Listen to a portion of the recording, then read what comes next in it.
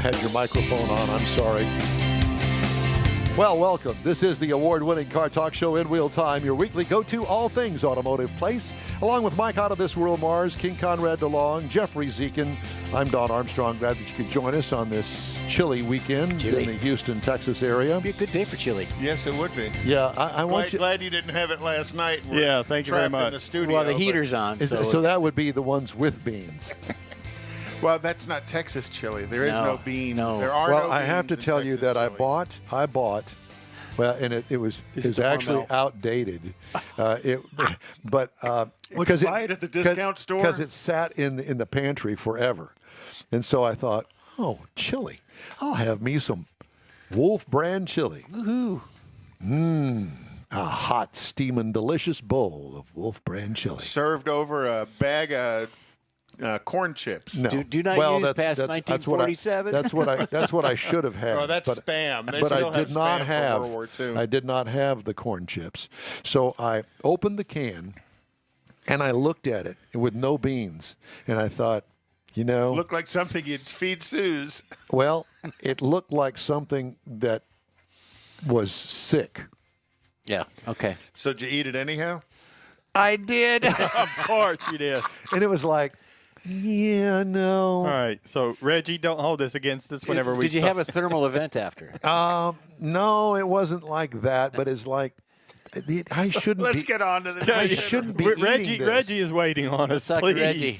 Well, Please. Sorry, Reggie. So is Reggie? Hi, Reggie. How are you? I'm doing well. It's for the South, this is pretty freezing. So we're not doing the best down here, as you've seen in the news. But other than that, it's great. So you are familiar with Wolf brand chili? Oh yeah, man. I'm a foodie. Wolf brand and all the other miscellaneous exotic chilies. I've had them all. Well, Miscellaneous chilies. I needed to restock the pantry, and I thought, okay, well, I'm going to try something different. So I got the HEB brand with beans. So that'll be up next this week sometime. Do you have any SpaghettiOs? No, I don't. 'cause George I don't says like- use Cheerios if you don't have chips. Great. Thank you so much. So today's a great day to have all those cars inside your facility there, isn't it? You don't want to be driving any of these out in the cold, Yeah. out in the ice. No. Nothing's going out from the garage today. No. But they're good to look at sometimes. So, Reggie, you're associated with or own, or I'm not exactly sure how all this comes together, but Formula Garage and Reggie Draper seem to be working together. Am I right? Yeah, so that's typically how people see it. Nobody actually knows how it works because we make it extremely complicated for everybody. Yeah. But no, so Formula Garage is actually owned by a pal of mine. He's the owner investor. I own Draper Automotive, which is a consulting company, and I'm also his friend. So we kind of collaborated on the idea for Formula. Really, the idea was based around bringing the things like the Peterson museums, European museums, with all this really historic automobile flavor and artwork and things like that. Really try to bring something like that to the Houston area. That was his vision.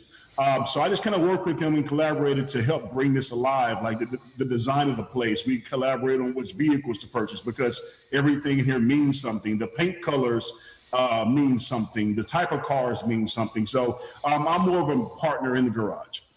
Okay. Well, that sounds very. How many cars do you have? I'm not sure right now. As of a couple of months ago, I think it was about 10. About 10, ranging from $100,000 to about $700,000 of value. Whoa. Well, I could see looking over your shoulder, you guys are into the Porsches. The red one and the silver one with the black hood, at least. And that beauty over there. Oh, yeah. Oh, okay. Well, everybody loves a Viper. Yeah, historically, we really came together as friends from a McLaren and Porsche standpoint. I've owned a few Porsches myself and a few other vehicles, but we came together around the Porsche world. But I've always been kind of, Porsche and JDM, American Muscle. I've kind of had all the flavors. So We try to mix it up. The Viper ACR is actually my favorite car here, along with the GT3 4.0. But I love that Viper, man. That thing right there is just classic. Yeah, it's classic and scary is what that thing is, with all that torque and power. Yeah, as a matter of fact, my buddy Craig Bierman bought one, and he currently has it. And he was telling me, my God, man, and this guy is a speed freak. I mean, he's had all of the high-performance cars, has a brand-new Corvette, et cetera, et cetera. And he was reminded of the power and the torque in that thing. I don't know what year that one is, but, when they first came out, they had no traction control. They were cars you had to know how to drive. Yeah, we don't need no stinking traction control. So, Reggie, do you guys have events there, or is it just a sales place? Tell me. It is all of the above, I guess. So we do have events. It's actually more tailored towards events now. We've had multiple Porsche events, certain automotive shows here, like local shows. Some people just come out to rent it out privately. We've had people have like a major anniversary here because their husband loved cars, and we brought all the cars out, and they just partied and golfed over vehicles, and we started them up. Just cool things, bring something different to the table. But we also do, I do brokering out of here as well as we have a partner that rents out exotic vehicles in here as well. But in general, Formula Garage is built around the event stage, and it being expanded to automotive storage, like high-end storage. So that's the next phase. Where is Formula Garage? Where? Yeah. It is Houston, Texas, near directly south of I-10 inside the Loop. It's right north of Washington Avenue. Oh, okay. All right. So it's easy. Right there near the Budweiser distributor. Well, not quite. I would think that it would be closer to Memorial Park. Wouldn't I be right?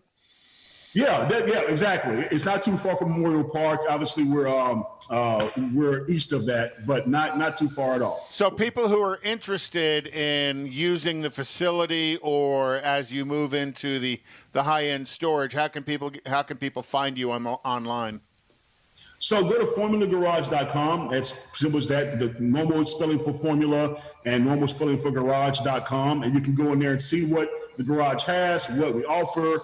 And we can also, again, set up some things to rent out, whether it's a small event or a large event. Well, I have to tell you that I did go online before we went on the air today, and I did take a sneak peek in there, and it looks almost like a surgical suite. I mean, that floor is just as spotless as it can be. Everything in there is in its place, and I thought, wow, look at this, man. This is my kind of place.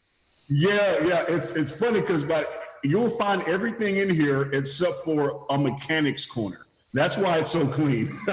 So we don't, as of right now, not too much work is done. So it's easy to keep everything exceptionally clean. But the expansion will see more to come. But no, thank you. Well, we try to keep it nice and tidy. Well, it strikes me as being, like you mentioned, a venue for birthday parties. Actually, nothing to do with cars whatsoever. Any kind of an event that you could possibly think of, to have it in this unique location, that's what tricks people's minds into thinking, wow, this is really cool. Who would have thought about having a corporate meeting here?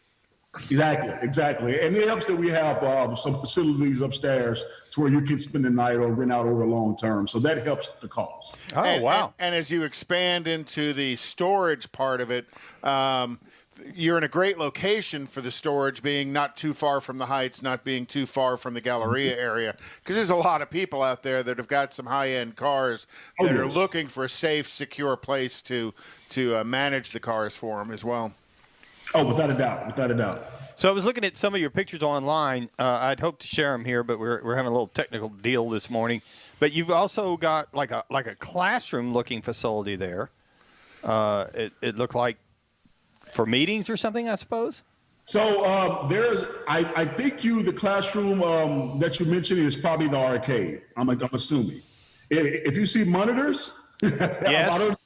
Yeah. So if it's monitors, that is a simulation arcade. So we have about 6 racing simulators in there. Wow. Including one kind of high-end PC to do VR, 4K, and all this cool stuff that gets you sick every time you sit down. But we do simulation racing on the Xboxes. So I want to know, when are we going to have the In Wheel Time show event over there? I think we should have it as soon as our schedule allows. That means I am ready. I'm down. Let's do it. How cool is that? All right. Well, yeah, because, I mean, I'm thinking this would be a great evening event, probably on a Sunday evening, because if we had it on a Friday, the Saturday show would not be good. Oh, like we worry too much about We that. would have to have it from there on From Saturday, there, yeah. that's right. Or we could have the show from there. That would be a nice a treat for us as well. Well, so are you selling any cars these days?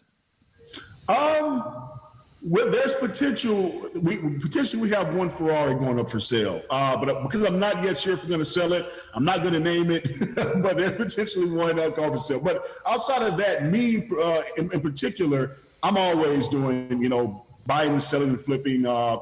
Different vehicles that are popular or just hard to get. I typically focus on what is the highest demand vehicle. So my specialty right now, ironically, is JDM. When I was a kid, I would just read magazines all day, all night, whether it was American, Japanese, German. So I absorbed all this information. So I kind of understand what the old, what the 25-year-old market is. So these days I'm kind of looking at Japanese cars because the market is, I don't know if you've seen it, but it is the hottest market I've seen probably since the Porsche market 15 years ago. Have you had any JDM events there? Actually, one is coming up.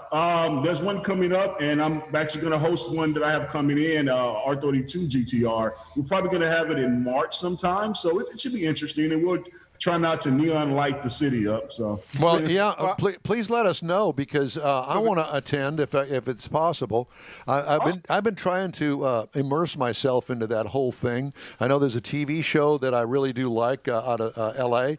That's a JDM type show, and so we'd really like to get immersed in it. And that was my question. The Lilienthals that we talked to, that's all JDM. And that was my question for Reggie. When are you going to get your TV show? Everyone else has one.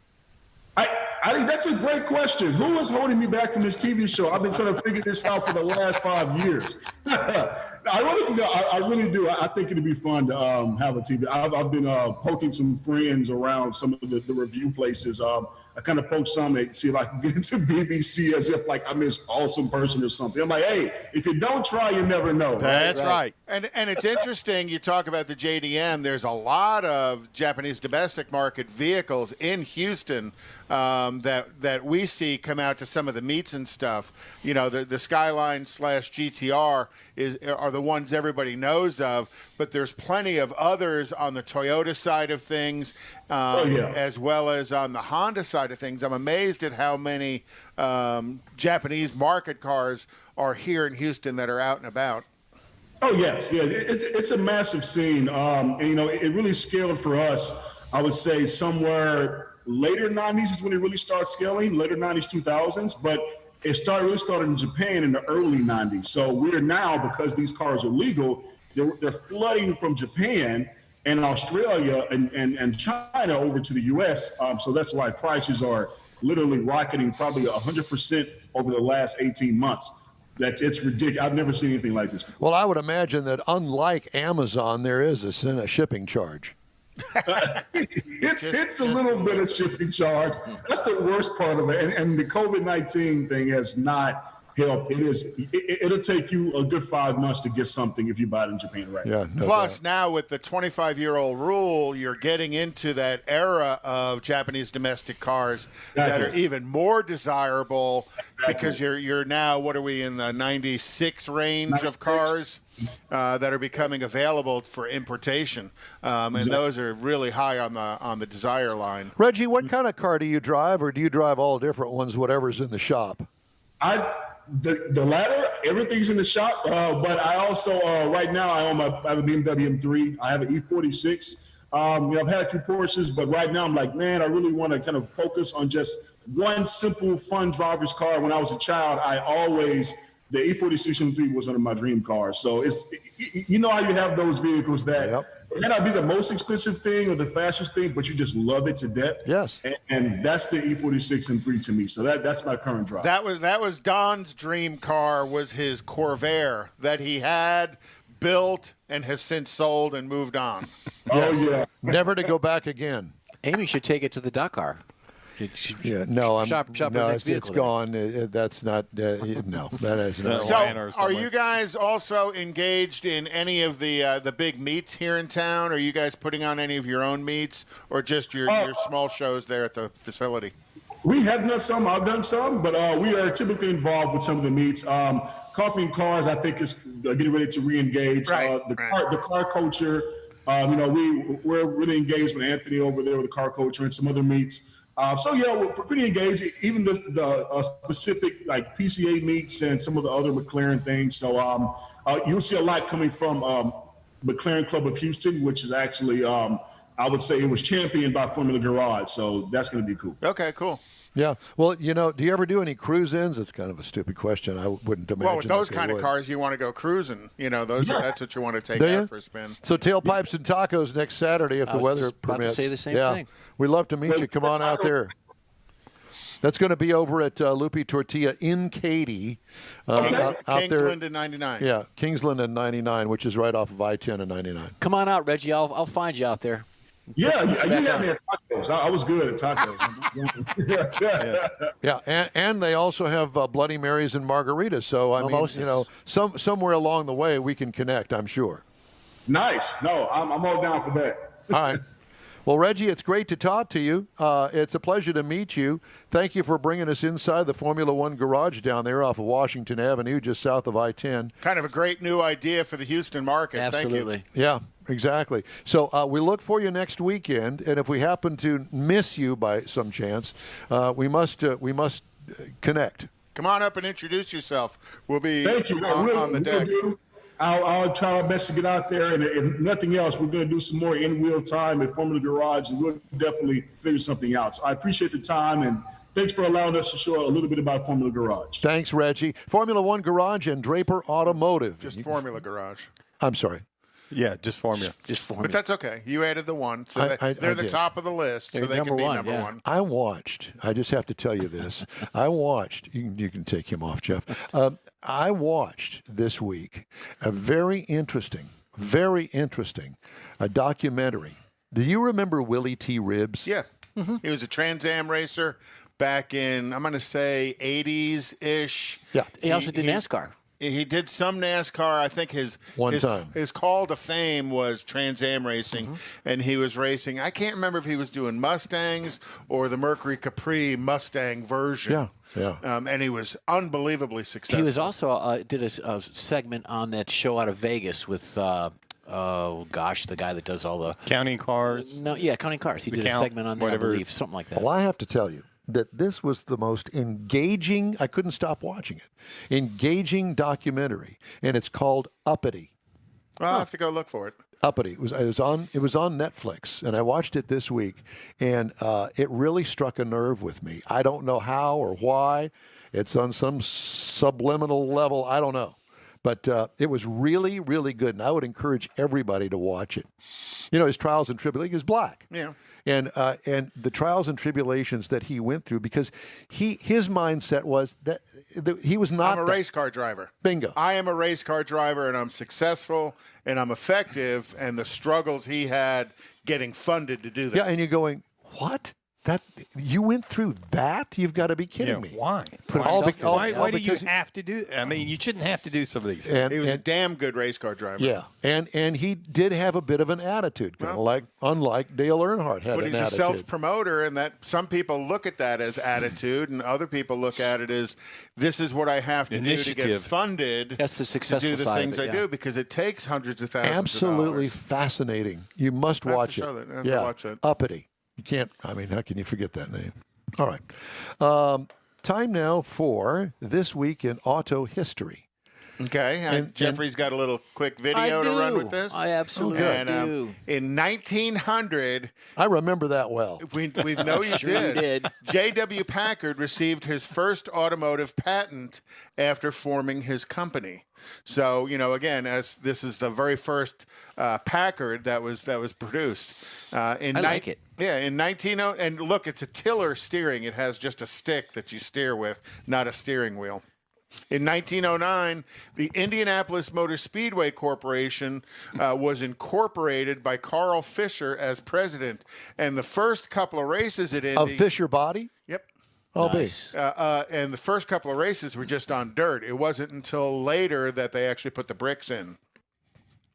So I thought, and you can see the pagoda there. In 1937, after a 44-day sit-down strike at the Fisher Body plant in Flint, Michigan, General Motors President Alfred P. Sloan signed the first union contract. I thought you were going to say Alfred E. Newman. I was thinking. The first union contract in the history of the U.S. automobile industry. But one of the things about this strike is it turned into an out-and-out riot with police shooting at them destroying the building, and quite a number of people getting hurt. Well, so if you look there, the militia mobilized, troops ready as auto strike. You can just read the whole article right there. Right, yeah. So that was pretty amazing that from that kind of a riot. Not too far unlike what happened on January the 6th. Yeah. Well, yeah, but this was all about work. That this was trying to develop a union, a little different out there. So, and that's what they did. And then in 1938, Harvey Samuel Firestone, the founder of Firestone Tire Company, passed away at age 69. And I'm thinking, what year? 1938. Wow. I didn't realize that the Firestone name that we know is actually his son. Yeah. But it's another Harvey Firestone.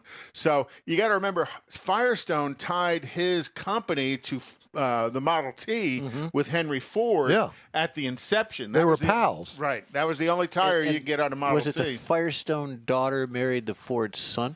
Or was it the other way around? I think it was the other way around. Okay. And then in 1942, the federal government ordered, and FDR ordered the Wartime Production Act, which all the auto manufacturers started building things for World War II. And I'm going to get a little further into that with some segments in the future about what Ford built, what GM built, what Chrysler built.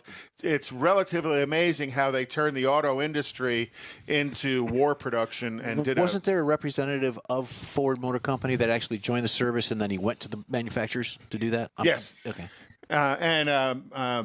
And it again happened for Vietnam when McNamara left General Motors and went to the federal government. Wow, look at that logo. That is the original logo of NASCAR in 1948. Hey, are you taking my logo segments? No, just this NASCAR logo. But how cool is that with the little wings on the back of the cars and stuff?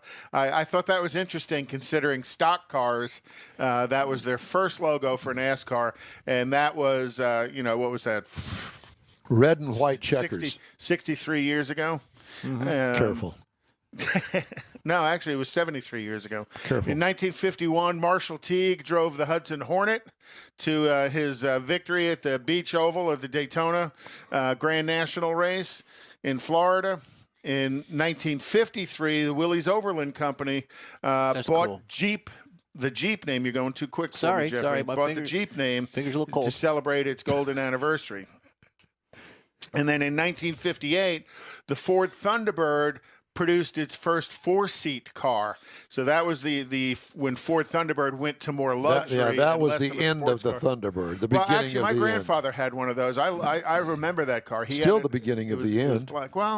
Thunderbird lasted through the 80s. Yeah, I like that car. There was some pretty cool Thunderbirds in the 80s. Okay. One of our guitar players has a new one. And then, Don's favorite is Ralph Nader testified before the Senate in 1966, complaining about cars endlessly and all the problems associated with cars. But his book of 1965, Unsafe at Any Speed, marked the end of the Chevy Corvair. For all intents and purposes. And then in 1985, Sir William Lyons, the founder of Jaguar, passed away. Jaguar at 84 in Warwickshire, England. It's a pretty car. I don't have pictures for this, but I thought this was interesting. In 1989, Ford Motor Company announced a net income of $5.3 billion, the world record for the automotive company. And then GM said, "Hold my beer." In 2008, in an attempt to cut costs, General Motors offered buyouts to all 74,000 of its hourly employees as General Motors announced, again, hold my beer, a net loss of $43 billion in 2007, Way to go. which led to the collapse of General Motors and the loss of my job after 25 years with GM. But I am so much happier that I'm And now not bitter at all. and so much happier that I'm now working for BG Products. A couple of headlines to tell you about. After passing for years on the automotive EV rush, Toyota Motor North America now says it too will introduce 2 battery electric vehicles and another plug-in hybrid in 2021. The vehicles are expected to go on sale in the U.S. in 2022. One of the EVs will be the Toyota brand, and one will be a crossover SUV, and they'll be imported, at least initially, from Japan. Okay. There you go. No surprise there. Well, the funny thing, not funny, but, it's odd because Toyota had been the #1 producer of vehicles worldwide for a number of years, and they were overtaken last year by Volkswagen was the #1 producer of vehicles, building 9.3 million vehicles in 2020, and Toyota overtook them in 2020, building 9.5 million vehicles. Well, Tesla built its own so-called walled garden of car charging stations, now EVgo. Heard them before. Trying to lure some of Elon Musk's vehicles into the wild. The independent network of car plugs owned by LS Power said it will retrofit half of its 800 U.S. charging stations to accommodate Tesla vehicles, because you can't take a Tesla vehicle to an EVgo place. Because the plugs are different. Plugs are different, which come with a proprietary plug not seen on rival electric cars. It also plans to include Tesla ports at 200 stations to be built by year's end. The strategy should give EVgo a jolt of revenue as it waits for a parade of electric vehicles promised from the automakers. And I know that old spark plug up in Dallas, good for them. Buzz. Buzz. So is somebody making an adapter? Just I could plug. make Who a knows? bazillion. Don't know. Yeah. EVgo's swerve towards Tesla comes a few weeks after it announced a deal to go public via a special purpose acquisition company. So there's that. Did you look on Facebook at the picture I posted of the Tesla superchargers? There's like 15 or 20 of them, and they're sitting in a parking lot somewhere, Yeah, and it's flooded. underwater. And the water's like 8 inches deep. It's like, let me plug that 440 in while I'm standing in deep water. Honey, can you go plug this in for me? That's exactly right. I'm telling you, everybody's saying, EV, and they're going to sell a bunch of them, and then people are going to go, how long does it take me to get a charge? I'm kind of late for an appointment. Call Will Ferrell. That's exactly right. Mark my word, it's going to happen. Okay, time for a quick break now. You're on the In Wheel Time Car Show. Stay with us. Tailpipes and Tacos is Houston's premier cruise-in, and you're invited to join in. Whether you're a cruiser or spectator, Tailpipes and Tacos is the place to enjoy made-to-order breakfast tacos, fresh coffee, and mingle with Houston's fun car people. Mark your calendar for Saturday, February 20th for Tailpipes and Tacos at the Lupi Tortilla Mexican Restaurant in Katy, 8 a.m. to 11 a.m. Tailpipes and Tacos is free, and everyone's invited. You will see collector cars, hot rods, customs, magnificent originals, and resto mods all at one location. Cars from all over Southeast Texas cruise in and show off in a friends and family event at the Lupi Tortilla Mexican Restaurant on the Grand Parkway at Kingsland Boulevard, just south of I-10 in Katy. Drag racer, car enthusiast, and Lupi founder Stan Holt brings you Houston's hottest cruise in, Tailpipes and Tacos, Saturday, February 20th, 8 a.m. to 11 a.m. at Lupi's in Katy. The In Wheel Time Car Show will be there too. Get your ride ready, and we'll see you at the Tailpipes and Tacos Saturday morning cruise in, February 20th, 8 to 11 a.m. at Lupi's in Katy, weather permitting.